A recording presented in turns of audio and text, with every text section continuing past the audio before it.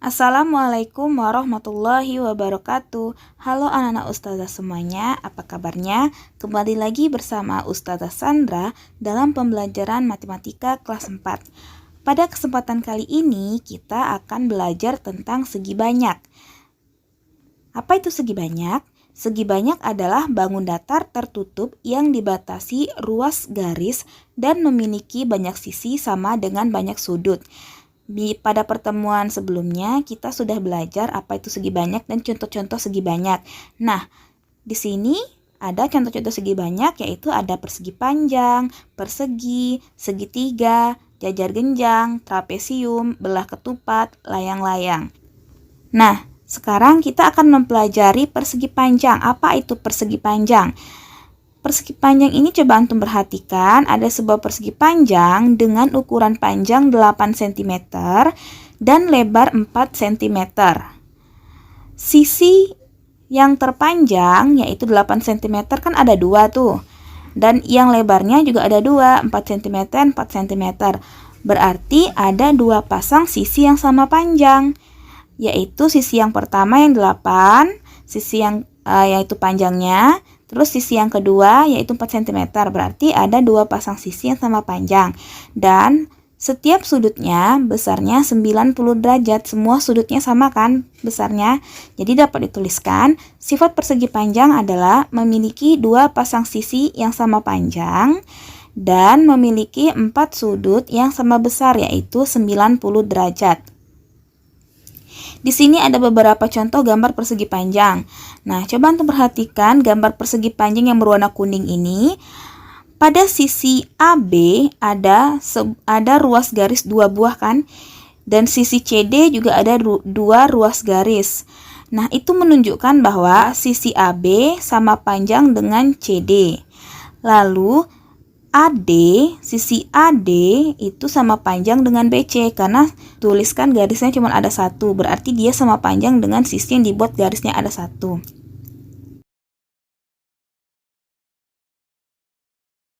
Selanjutnya, persegi. Coba antum perhatikan persegi ini.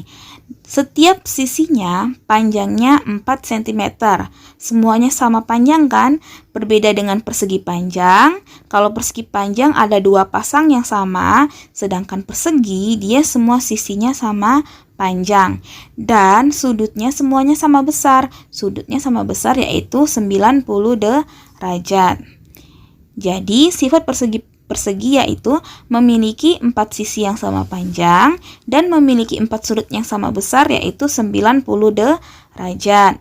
Di sini ada contoh lainnya dari gambar persegi ya.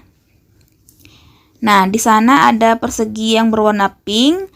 Pada setiap sisinya itu kan ada dibuat garis 2, ya kan? Berarti dia keempat sisinya itu sama panjang. Selanjutnya, segitiga. Segitiga itu dapat kita bedakan berdasarkan panjang sisi dan berdasarkan besar sudutnya. Jika dibedakan berdasarkan panjang sisinya, segitiga itu ada segitiga sama sisi, segitiga sama kaki, dan segitiga sembarang. Nah, jika berdasarkan besar sudutnya, segitiga dibedakan menjadi segitiga tumpul, segitiga lancip, dan segitiga siku-siku. Sekarang kita ke segitiga sama sisi. Segitiga sama sisi, coba antum perhatikan gambar ini. Nah, di sini ada sebuah segitiga dengan 3 sisinya sama panjang. Di sana kan pada sisi segitiganya ada garis satu-satu kan, berarti ketiganya sama panjang. Dan setiap sudutnya besarnya 60 derajat kan, berarti ketiga sudutnya sama panjang, sama besar. Nah, jadi sifat-sifat segitiga sama sisi yaitu semua sisinya sama panjang dan semua sudutnya sama besar. Selanjutnya yaitu segitiga sama kaki. Kaki kita ada berapa sih? Kaki kita ada 2 kan? Berarti kalau segitiga sama kaki berarti hanya ada 2 sisi yang sama panjang dan hanya ada 2 sudut yang sama besar. Nah, di sana sisi yang sama panjang yang dibuat garis-garis itu berarti dia sama panjang. dan sudut yang sama besar yang ada gambar sudutnya. Yang gambar sudut yang di bawah yang 2 ini berarti dua sudut itu sama besar. Jadi dapat dituliskan sifat-sifat segitiga sama kaki yaitu memiliki dua sisi sama panjang dan memiliki dua sudut yang sama besar. Selanjutnya, segitiga sembarang. Segitiga sembarang berarti, coba antum perhatikan ya gambarnya, apakah ada sisi yang sama panjang? Tidak ada kan? Di sana juga dibuat keterangan pada gambarnya, garis-garis pada sisinya itu berbeda-beda kan, yang di tengah-tengah ada 1, ada 2, ada 3. Berarti tidak ada sisi yang sama panjang. Dan gambar sudutnya juga berbeda-beda. Ada gambar sudut yang lengkungannya cuma ada 1. Terus ada yang lengkungannya 2, ada lengkungannya 3. Berarti juga tidak ada sudut yang sama besar. Jadi dapat dituliskan sifat-sifat segitiga sembarang yaitu tidak memiliki sisi yang sama panjang dan tidak memiliki sudut yang sama besar. Kalau segitiga sama sisi, dia ada 3 sisi sama panjang, 3 sudut sama besar. 3 ya. Sekarang kalau segitiga sama kaki, 2 sisi sama panjang, 2 sudut sama besar. Segitiga sembarang tidak ada sisi sama panjang dan tidak ada sudut yang sama besar. Selanjutnya, segitiga siku-siku. Segitiga siku-siku itu dia segitiga yang memiliki satu sudut siku-siku. Sudut siku-siku itu besarnya 90 derajat atau dia tegak lurus ya, tinggi segitiga itu tegak lurus dengan alasnya.